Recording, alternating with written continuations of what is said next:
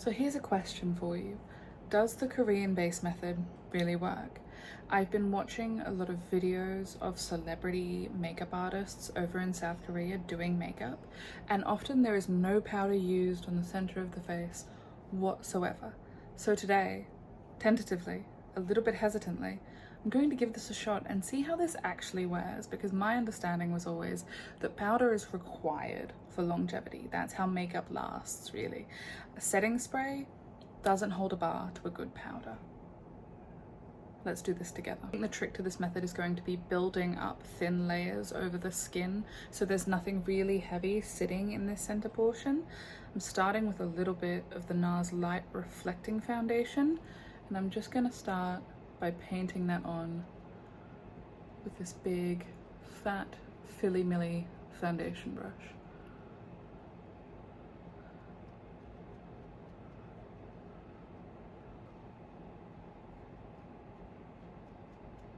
Building up a little bit more coverage.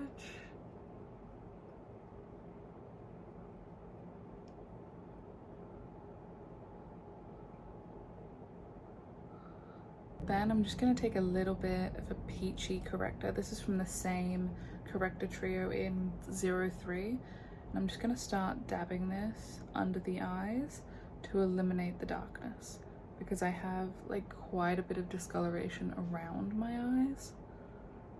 I'm trying to make sure though that I'm not packing this on. The videos I'm referencing for this technique and kind of the order of operations are Jushika's. Jushika is this like fabulous YouTuber who goes around to all of these celebrity makeup artists in Korea and gets them to do her makeup. And I literally sit there with like a little notebook and take as many notes as possible, because I think the end result is absolutely stunning. I just always have so many questions about this base.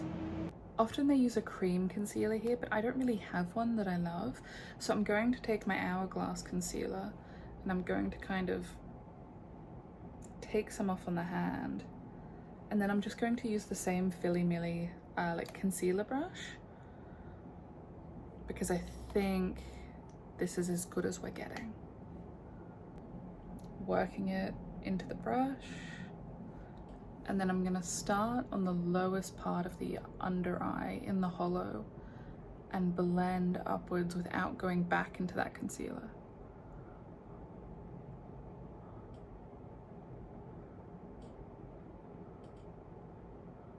And I'm just gonna start dabbing over anywhere where I've got a little bit of pigmentation peeking through. Anywhere I want just like a tad bit more concealer.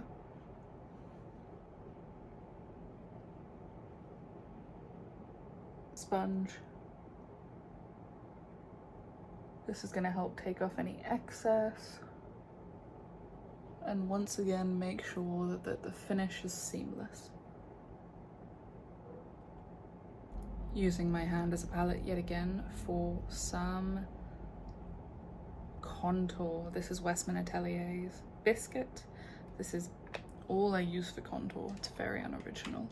And I'm gonna take kind of a semi-dense synthetic brush, like a Real Techniques, and just work that in. And then we're gonna go in, we're gonna start just adding a little bit of definition. For blush, I have a bunch of different options. I think I'm going to go with this Amuse, is it Cheek Talk? Yeah, Cheek Talk Talk, because this has quite a soft matte finish, and I think with how much radiance we've got on the face, we're gonna benefit from how blurring it is. Just taking like a drop. This is such an interesting little component actually. Like press down a drop. Then with my fingers, I'm just gonna dab it kind of under the eye.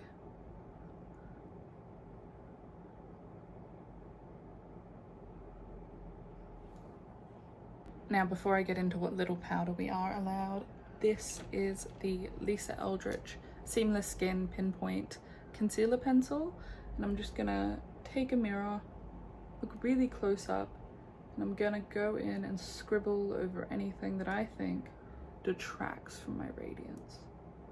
Now, if you're playing along at home, what you want for powder is a really fine silica-based setting powder, something that's really loose and airy. I'm going to use the by Terry, and I'm going to specifically place that where these artists seem to focus on it, which is around the perimeters of the face, which I think is to ensure that the hair doesn't stick.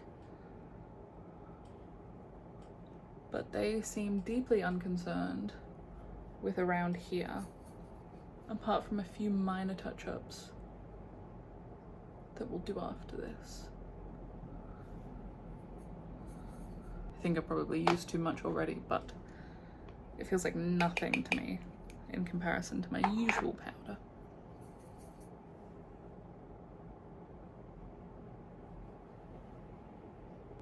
For the center portion of the face, we're taking like a soft pressed powder, something that's translucent and really fine and doesn't have a ton of setting capacity. This is the Deceique soft cotton powder. If anything, I consider this like a touch-up powder with how gentle it is. A little bit on the brush, work off the excess on the back of your hand, and then we're gonna tab it just in that little crevice, right on the smile lines.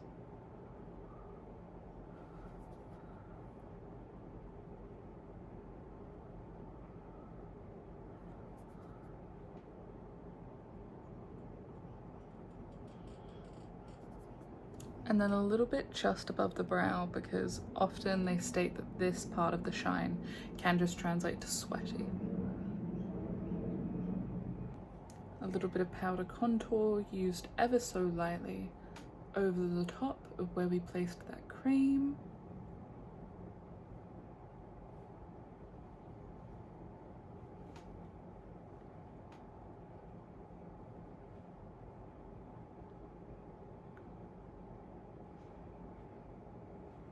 A little bit of a powder blush with a feather light touch. You know where to place it. Just where we placed that liquid.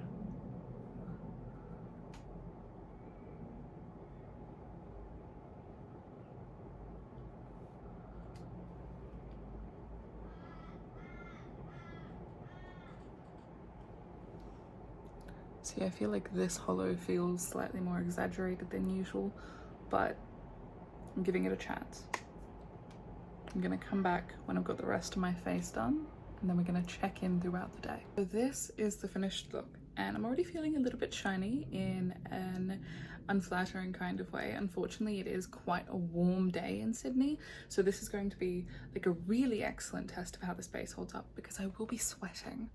I'm gonna take you along with me. We might check in throughout the day, we'll see how it goes. I mean, I love a glow, but even for me, I don't know if this is too much. 10 hours later, I'm back. I didn't get the chance to do any checkups because it was a very busy day at the bookstore. This is how the base is looking. This is everything up close. And here's the thing, I look sweaty, which is because I am sweaty, but it's also because the base is breaking down more than my base normally would at the end of the day. I've kind of perfected my personal base routine so that it lasts through rain, sweat, or shine. And today it was raining on me, it was 80% humidity, it was almost 30 degrees. We put this test through the ringer, and I just don't love how it looks at the end. It's not that it looks bad. It's just that it feels like it's breaking down at a speed at which I'm not accustomed to. There's also more creasing under the eyes than I'm accustomed to, which makes sense because I barely put any powder under there. Powder is kind of the core ingredient to longevity in a makeup routine. Let me take off my glasses. I'm bringing you in as close as I can get you. The cats are having an argument in the back.